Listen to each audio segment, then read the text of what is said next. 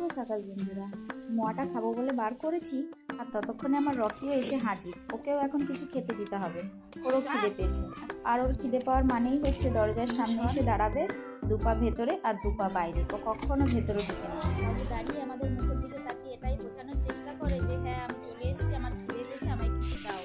তো যাই হোক, ওকে বিস্কুট দিয়ে দিলাম। আর এদিকে ছোটো ছেলে বলছে মা আমারও খিদে পেয়েছে, আমার একটু বেরোনোর আছে, কিছু থাকলে আমাকে ফটাফট বানিয়ে দাও, আমিও খেয়ে দিয়ে বেরোবো। তোর জন্য বানিয়েছিলাম একটু পাস্তা। তোমরা জানো এই ব্রেকফাস্টে যদি বাচ্চারা পাস্তা পায় তাহলে কত খুশি হয়। যাই হোক, ওকে পাস্তাটা করে দিলাম, ও খুশি খুশি মনে খেয়ে দিয়েও বেরিয়ে গেল। তারপর আমি ঘরের সমস্ত কাজবাজ সেরে ঠাকুরের থালা বাসনগুলো নিয়ে উপরে চলে গেছিলাম। উপরে গিয়ে ওটাকে মেজে টেজে পরিষ্কার করে নিয়ে আসার পথে কিছু ফুল ছিঁড়ে নিয়ে আসলাম। তো দেখো চন্দ্রমল্লিকা ফুলটা কি দারুণ লাগছে। আর সত্যি কথা বলতে না, ফুলগুলো তুলতে আমার খুব মায়াও হয়, আবার একটু ভয়ও লাগে।